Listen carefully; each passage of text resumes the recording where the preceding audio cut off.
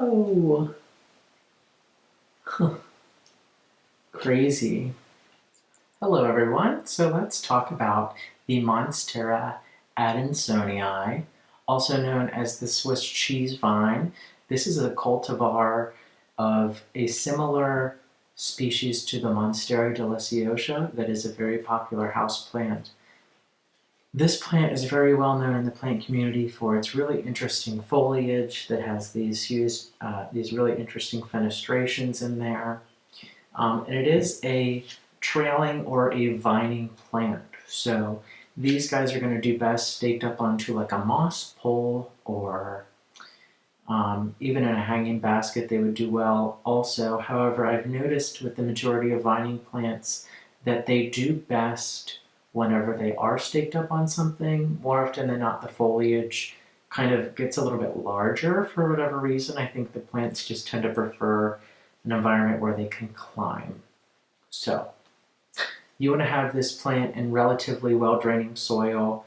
I would, similarly to your Monstera, keep it on the moist side. I wouldn't let it completely dry out like you would a succulent, and I would not overwater this, of course.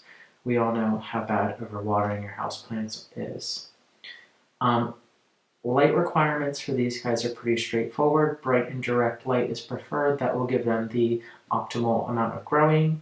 I would not recommend putting these guys really in any direct sunlight due to their pretty thin foliage that might scorch your leaves. You could even put these guys in more of like a medium light situation, and they would definitely slow down growth-wise. They wouldn't do the best, but they would tolerate something that's not quite as direct or not quite as bright. In order to propagate these plants, it's very simple. You just want to take a cutting of the vine. So we could actually just cut, for example, like right here in the vine, stick it into some soil, and that's actually how this plant was made. It's just some cuttings that were rooted into soil, just like any other kind of Monstera or any other vining plant, similar to like golden pothos or any kind of philodendron.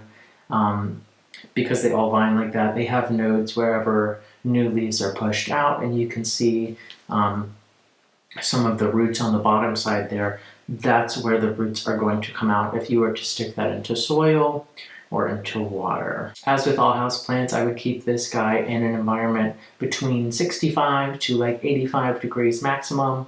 This is a plant that is tropical to South America, if I'm not mistaken, and they are kind of a subtropical cultivar, so I would definitely keep these plants in a higher humidity environment. So super cool houseplant, guys. I would definitely get your hands on a Monstera Adansonii if you can.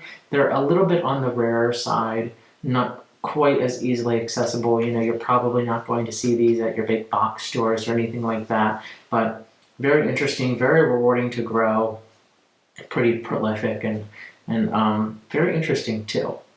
All right, guys, let me know if you have any questions. I'll see you later.